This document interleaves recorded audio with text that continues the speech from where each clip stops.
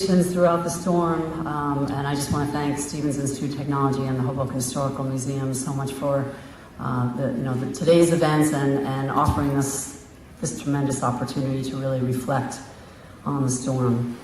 I wanted to give a huge thank you to everyone in our Hoboken community, our public safety officials, our police department and our fire department, our OEM, our CERT team, our Hoboken Volunteer Ambulance Corps, our amazing Stevens students, and thank you again, President Farvarden, for telling every student if you're not in class, you got to be over at City Hall. So we really appreciate that. It was just amazing to see how our community came together, and it's just such an inspiration to really, to reflect, and it's emotional to really reflect on and all that happened. As I think back to, before the storm came, the storm came and it was predicted, and I really appreciate, so many students and CERT team members.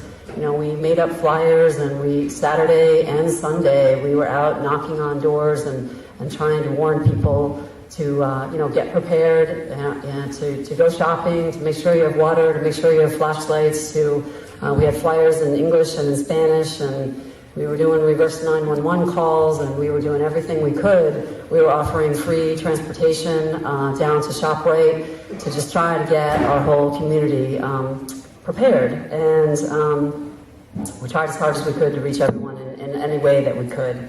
But what I've learned, one of the biggest lessons that I've learned, and I want to thank the CERT team for really working with me on this, is that resiliency is a continuous process. It's something that we have to continue to really build into our everyday lives. It needs to become almost a part of our consciousness, where we're just, and I brought my Hoboken Ready kit. I got it, and I'm ready. I'm bringing it home from the office, so I want to make sure that I have it. But my family, and I feel kind of bad throwing my husband under the bus since he's not here, but my family is kind of a big example that I have of how challenging it is, because, I knew that we were at risk, and I did call my husband. As soon as I put out that reverse 911 call, all the garages are full like that. And so he's like, I called him, I said, listen, there's space in Newport. We called, we checked it out, we're providing transportation back from Newport. We want to make sure that everyone takes care of their cars. And he said, it was such a pain during Irene. We parked up in Jersey City Heights, and I just, we were fine with Irene, we didn't flood, and I think so many people in Hoboken said this, we were fine. And not only that, I already invited our friends to park behind us, so in addition to our car being totaled, our friends with their brand new car also had their car totaled. So, it's just something that, it's something that we all have to really build into our everyday lives, and it's a continuous effort. And I thank the CERT team so much for really working with me on really expanding our outreach.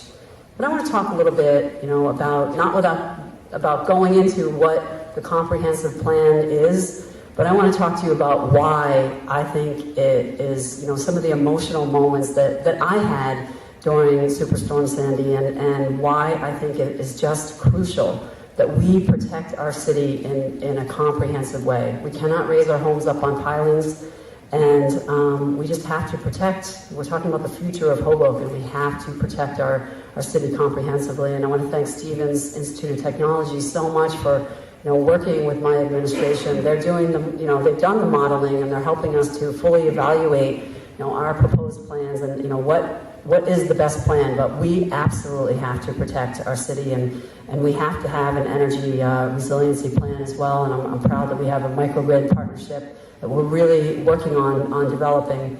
But I want to talk to you about, some of the experiences that I had that kind of created that policy for me, and have made me even more determined. I remember when we were going and we were making rescues with the payloaders, and we had decided that, for whatever reason, like the National Guard, we keep calling, they're not here, and we had to make a statement, really to state government that we just need you here. We need the National Guard here. We need them to come in.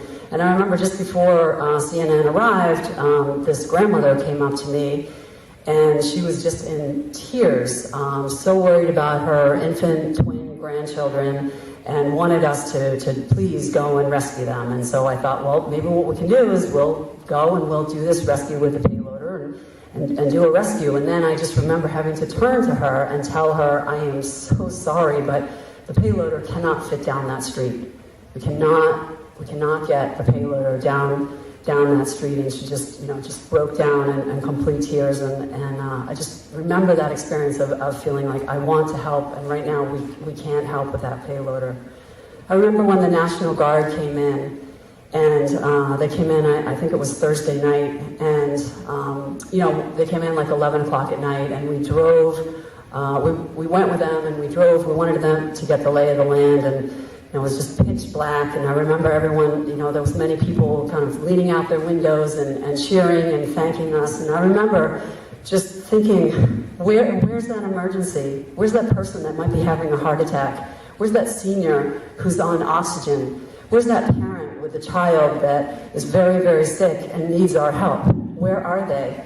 We don't really know. We don't really know. And I remember just feeling so emotional in that moment, like I want to keep our community safe, and being so concerned about being able to do that. I remember when a Hoboken resident at a senior building, he came to me and he said, my grandmother, I can't convince her. I can't, she's on oxygen, she's running out of oxygen. Can you come? Can you help me? And I went over to Columbian Towers, and I was part of convincing her, listen, we can get you to a hospital, we can evacuate, that's the safest place for you to be. We want to make sure that you're totally safe. And we convinced her, and I remember him saying to me, you helped to save her life. She was in bad shape by the time they got her to the hospital, but she was saved.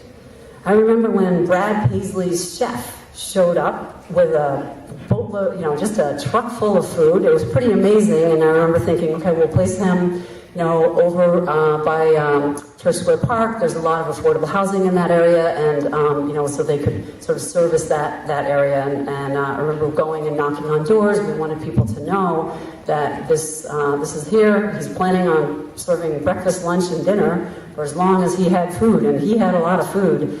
And I remember knocking on doors and talking to seniors, and this one senior, she opened up her door and she just started crying in my arms, and she said, how could they leave me? How could they leave me like this? There's not even an exit sign. There's no lights in the hallway. And I looked in her apartment and I saw about 20 candles lit, and that's how she had her apartment lit. And I thought to myself, not only is there no light in the hallways, but there's no fire suppression system. It just occurred to me that, we have fire hazards throughout the city, and it is amazing that we didn't lose anyone in Sandy. Just it was amazing how the community came together. And as I think about the community coming together, I have to say, when I think about when we had food coming in from FEMA, and we had two huge, massive trucks coming in, and I remember Juan and I turning to each other and saying, I don't know how we're going to get these trucks unloaded, but we put it out on Facebook, we put it out on Twitter, and I went over to the high school, and within 30 minutes we had 200 volunteers there, and I just remember this beautiful image of them literally handing each other the food and stacking it up, and it gave me such an inspiration. So just thinking about just humanity and how amazing it is when people really come together. I remember when I went around talking to seniors, and they were saying to me, I'm about to run out of medicine. How will I get out to get my medicine? And I remember how the CERT team put together a plan to, they were going and getting the medication, bringing it to City Hall. We got doctors to volunteer. They were writing the prescriptions. And then CVS, we were able to help them get opened up. They were filling the prescription, and then the volunteers were running it back. And apparently our system was so good, we had people from Jersey City coming over to fill their prescriptions. So these are just a few of the things that come to mind that really just drives me to feel that we have to protect our city. And most recently, at one of our Hoboken Ready meetings where I've been trying to explain what we're proposing to comprehensively protect the city and help residents to get prepared. One resident came up to me and she said, you know what, I spent $200,000 of my own money. I mean, I can't do this again. I live in fear every time I hear that there's a storm coming. I just cannot do this again. And so it's stories like that that drive me to say we have to protect this city comprehensively. We cannot go through this again. We cannot survive the National Flood Insurance Program. We have to get out of that. And for the future of our city, we absolutely have to protect this city comprehensively. So I thank Stevens so much for helping me to do that. I thank all of you for helping us to do that. And I look forward to working with the community to make sure that we protect our community going forward. Thank you very much.